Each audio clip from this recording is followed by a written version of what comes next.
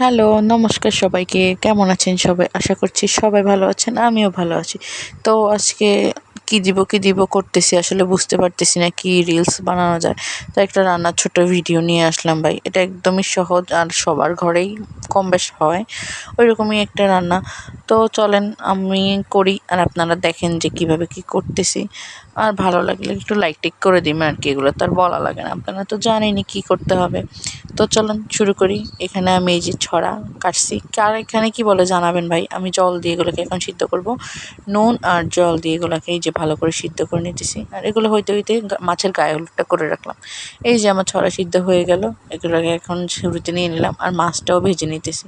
হ্যাঁ, মাছগুলো ভালো করে ভেজে নিব। আর এখানে একটা মশলা রেডি করতেছি। এটা হচ্ছে জিরা, গোলমরিচ বাটা, নুন, হলুদ, মরিচ।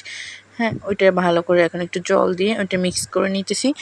ভালো করে এটা আমার যাতে কোনো ইয়ে না থাকে, গোটা ভাব না থাকে, এটা ভালো করে মিক্স করে নিতে হবে।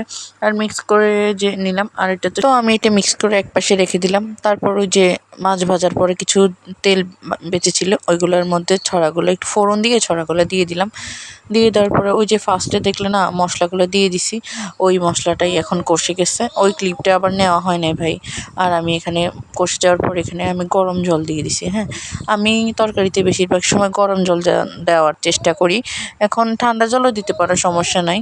এই যে এটা এখন ভালো করে ফুটিয়ে মাছগুলোও দিয়ে দিছি, ওই ক্লিপটাও নেওয়া হয়নি। যাই হোক, এখন এখানে ধনেপাতা দিয়ে দিছি। এই যে দেখো আমার রান্না কমপ্লিট। এখন এটা নামিয়ে নিব। অনেক মজা হয়েছে গাইস, আসলে আমি রান্না করছি। যাই হোক, অনেক মজা হয়েছে। কেমন লাগছে তোমাদের কাছে ভিডিওটা জানিও। টাটা সবাইকে।